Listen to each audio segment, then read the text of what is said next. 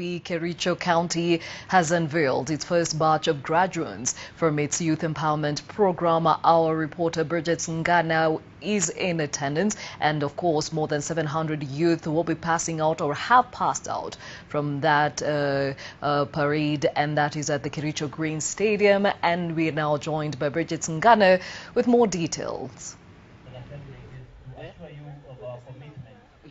Well, Gladys, we are still at the Kericho Green Stadium, and this is just the aftermath of the pass-out parade of more than 700 young people in this county who have taken a pledge of allegiance to this county government to ensure that they're going to help this county progress its agenda. But with me is the CEC in charge of ICT, Youth and Communications. It's a very long title, but he's Mr. Korir, and he's just going to give us a perspective of this is the first time as a county they're doing this.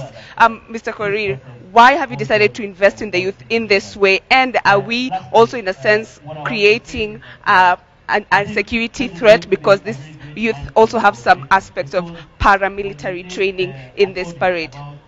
Okay, thank you very much. First of all, I want to correct I'm the CEO in charge of information, communication, e-government, sports and youth affairs. Yeah. This is a program that we look into. We are looking at the best economies in the world.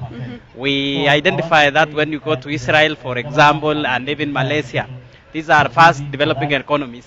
You find that most of their youths undergo similar process. The main reason of using this approach is, first of all, to instill the sense of discipline and leadership, and also the sense of responsibility. This is very key in terms of empowering the youths. If you look at previously what used to happen in our country, you find that earlier, students who qualified for universities earlier on, yes, they were going through similar process. So we are borrowing heavily from what has been happening previously in our country, and also looking at the best economies in the world.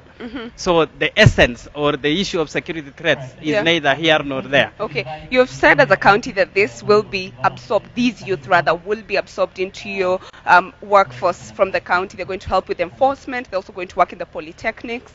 Tell us now, we saw the governor assuring them that they're already receiving employment letters as of today. How is that also going to pan out in terms of also dealing with the wage bill in the county? Okay, we have looked at it seriously across the board.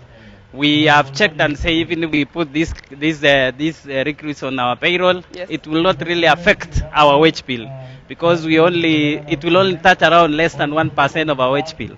So that one is very insignificant, because you know these are low-cadre employees. It may not really affect our wage bill. Even though these same fellows, we are going to use them across the board so that we can be in a position to close all the revenue leaks. In that, we are going to grow our economy. So the issue of wage bill will be neither here nor there. Thank you. So tell us about, to finally wind up, there were three arrangements. There were people in blue, they were in green, and they were in black. So does that identify also on the departments are going to work with going forward? Yes, what we created was what we call flat platforms. When we molded this project, following by the advice of His Excellency the Governor, we noted that we have around 7 platforms to work on. What we have currently are only 3 platforms. We still have other four major platforms to go into. What we have now is just enforcement, security, and environmental cleanliness and beautification.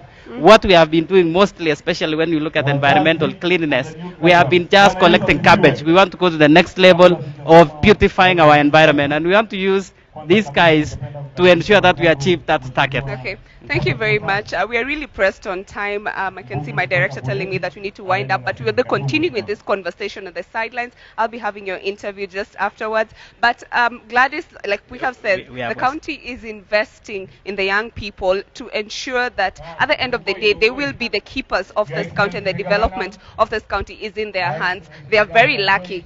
As of today, they have jobs. What a big step for this county, and we'll be watching on how they'll be also helping this county achieve its targets. And this is the last time of the governor, so this is a big deal for him in terms of his legacy. Gladys.